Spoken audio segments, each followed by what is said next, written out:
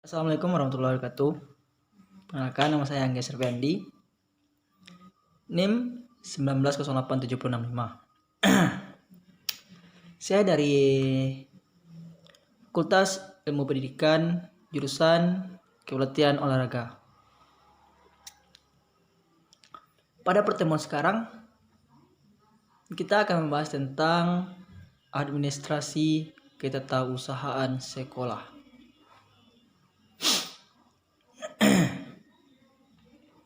Administrasi ketetausahaan sekolah ini tidak jauh kalah penting dari administrasi lainnya seperti layanan khusus dan USEMAS yang pokoknya yang lainnya yang sudah kita pelajari pada minggu-minggu yang lewat. Sekarang kita masuk kepada pengertian administrasi ketetausahaan. Pengertian dari tata bahasa. Tata usaha ini ada dua makna dan dua kata. Kata pertama yaitu tata. Tata adalah menata.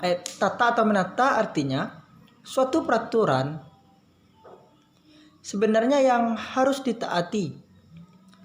Karena ada proses menata dengan sengaja. Proses ini membuat semua sesuai standar yang sudah ditetapkan. Itulah yang dimaksud dengan tata. Sekarang sesudah tata ada usaha. Apa itu usaha? Usaha ini seperti energi atau tenaga yang dikeluarkan oleh seseorang mengambil kebijakan oleh lembaga keseluruhan. Untuk apa? Untuk tercapainya suatu maksud atau tujuan. Jadi tujuan siapa? Sudah jelas kan? Tujuan lembaga seperti sekolah ataupun universitas.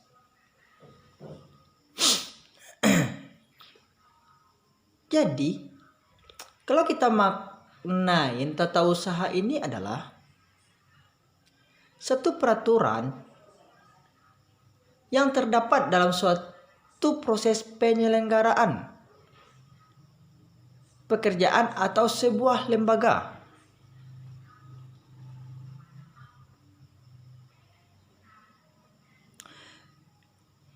Kalau di sekolah berarti adalah suatu proses penyelenggaraan kerja sekolah. Kalau sekolah, kalau perguruan tinggi, ya proses penyelenggaraannya kinerja perguruan tinggi. Itulah pengertian dari kita bahas dari tata ada usaha. Sekarang kita gabungkan tata usaha itu apa? Ya yang kita bacakan sebentar ini itu adalah pengertian dari tata usaha. Sekarang dalam pikiran kita timbul pertanyaan seperti kalau tata usaha adalah suatu proses usaha mengeluarkan energi dalam mengelola proses kerja atau kinerja lembaga, berarti apa kegiatannya? Apa yang dikelola? Apa yang ditata? Nah, sederhananya begini. Ada satu pendapat Babon. Ini teori Babon dari Delianggi yang sampai saat ini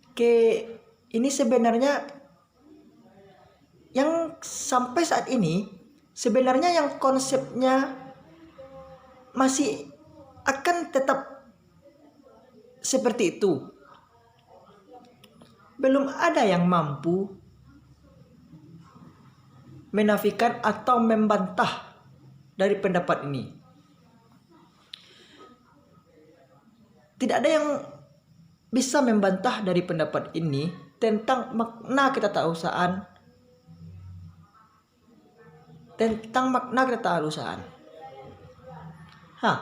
Delianggi ini melihat ketatausahaan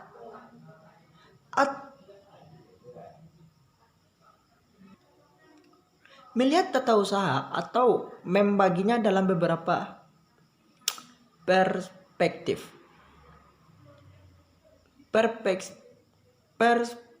berpikir. Yang pertama adalah kegiatan dalam ketatausahaan itu adalah menghimpun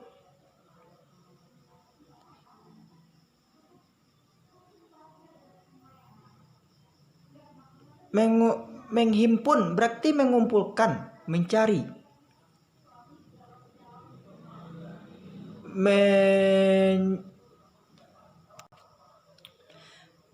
berarti menghimpun, mengumpulkan, mencari, mengusahakan disediakannya segala hal segala keterangan yang tadinya belum ada, yang tadinya cuman sebagai atau tadinya berserakan di mana-mana. Baiklah, saya akan ulang lagi. Menurut Delianggi, ini melihat ketatausahaan atau membaginya dalam beberapa perspektif berpikir. Yang pertama adalah kegiatan dalam ketatausahaan. Kegiatan dalam ketatausahaan itu adalah menghimpun.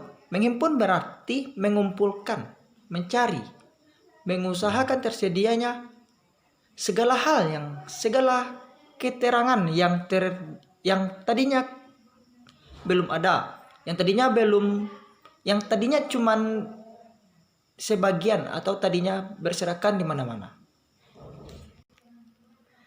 Sehingga sekarang menjadi satu kesatuan yang terhimpun menjadi satu informasi yang luar biasa, yang ketika diperlukan kita bisa memanfaatkan. Nah, itu makna yang pertama. Yang kedua, kegiatannya itu adalah mencatat. Apa yang dicatat? Yang dicatat bisa berupa data guru, data siswa, dan data lainnya yang begitu penting. Dan kegiatan berikutnya menurut Delianggi dalam konsep ketatausahaan adalah mengolah atau menghimpun, mencatat, dan yang tiga mengolah. Apa yang diolah? Maksudnya itu yang ketiga yaitu mengolah. Tadi yang kedua kan kegiatan itu mencatat. Yang pertama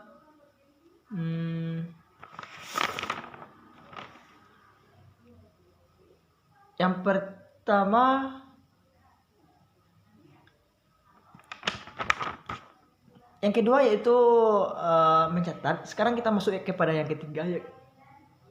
Yang ketiga yaitu menghimpun. Yang ketiga yaitu mengolah. Apa yang diolah? Mengolah itu artinya adalah bermacam-macam kegiatan yang dikerjakan terkait sebagai macam keterangan, berbagai hal yang sifatnya informasi, dengan maksud menyajikan dalam bentuk informasi yang lebih bermanfaat dan lebih berguna, lebih jelas, yang bisa dipakai oleh siapapun. Nah, sekarang kita masuk yang keempat. Yang keempat adalah kegiatan pengandakan. Yang kita tahu pengendakan itu adalah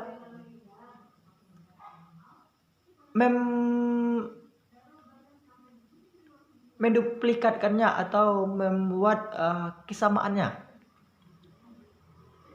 Menggandakan berarti menjadi ganda, menjadi ganda. Artinya apa? Kita memperbanyak dengan berbagai cara atau menggunakan alat sebanyak jumlah yang diperlukan atau yang dibutuhkan. Seperti fotokopi atau scan atau yang lainnya. Ketika itu memang diperlukan dalam proses kebutuhan banyak orang yang ada di lembaga, baik lembaga sekolah ataupun lembaga universitas atau kampus. Sekarang kita masuk ke yang kelima. Yang kelima adalah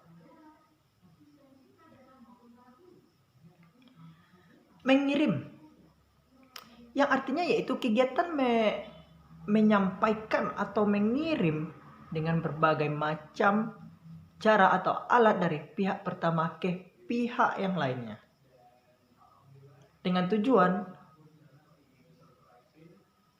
yang dititipkan atau yang dikirim itu tadi sampai kepada pihak yang menerima. Yang terakhir atau yang keenam. Yang keenam adalah menyimpan. Menyimpan artinya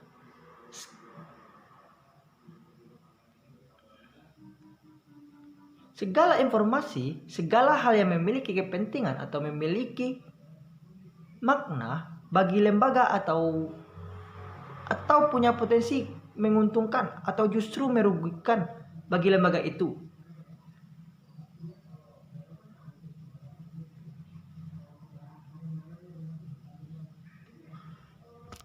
Kita ulang lagi. Yang keenam adalah menyimpan.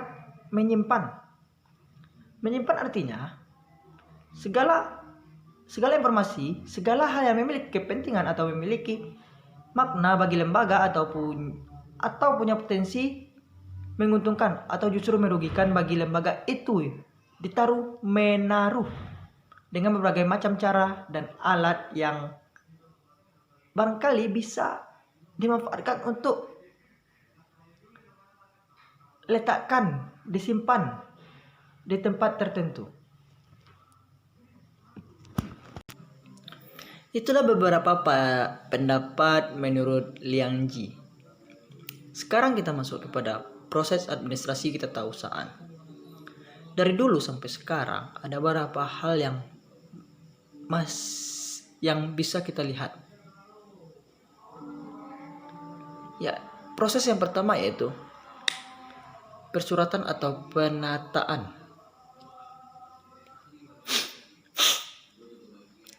Menurut konsep, surat adalah sarana komunikasi yang digunakan untuk menyampaikan informasi secara tertulis oleh satu pihak ke pihak lainnya. Itu adalah pendapat dari Kemdikbud. Ada beberapa jenis surat. Yang pertama yaitu surat dinas, nota dinas,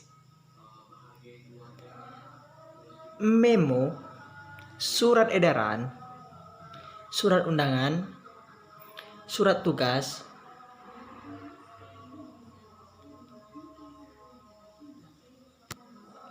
surat kuasa, surat pengumuman. Kalau surat pengumuman kita pasti tahu. Di dalam surat ini berisi informasi yang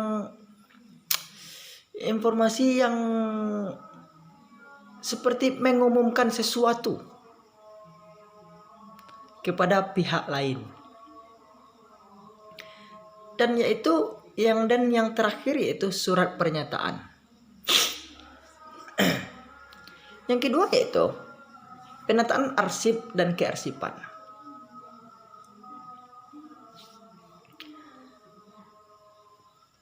Arti dari arsip Dan kesiapan ini ialah naskah. Naskah yang dibuat dan diterima oleh lembaga-lembaga manapun, baik lembaga negara maupun lembaga swasta. Dalam membentuk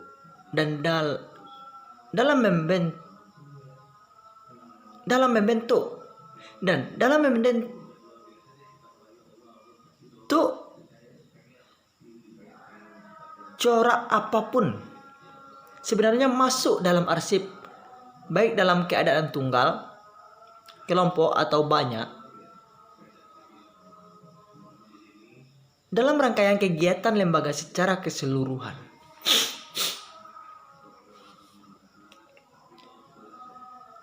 Sekarang kita akan bahas tentang pentingnya yang tidak kalah penting dalam tata keusahaan sekolah, yaitu tata ruang kantor atau sekolah menata ruang kantor. Menata ruang sekolah, menata ruangan yang ada di lembaga ini kaitannya dengan ritme kerja, garis kerja. Ada keuntungan, kerugian ketika tidak dimanfaatkan sesuai dengan semestinya. Ternyata dalam tata ruang kantor ini ada juga azas-azas. Ada beberapa azas dalam tata ruang kantor. Yaitu yang pertama yaitu azas jarak. Yang kedua azas segenap ruangan. Yang berikutnya azas perubahan suasana kerja. Dan yang tidak kalah penting itu lingkungan fisik.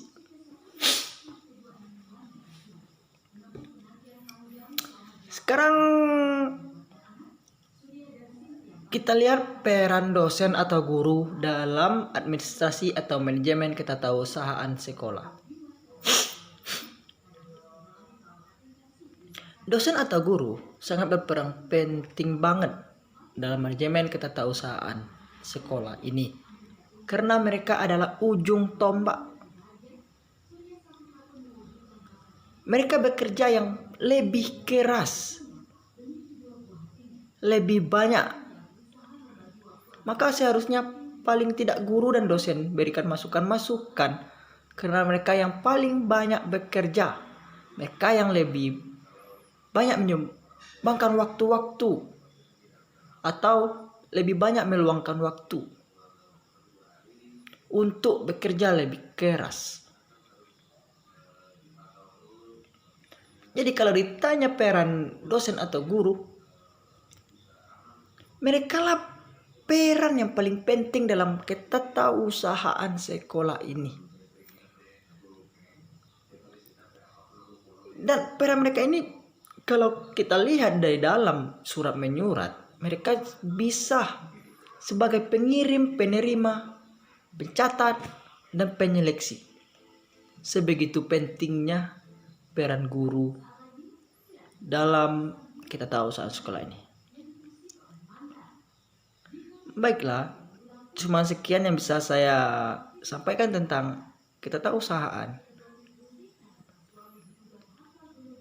Tentang manajemen ketatausahaan sekolah. Kalau banyak kesalahan saya mohon maaf. Saya akhiri dengan Assalamualaikum warahmatullahi wabarakatuh.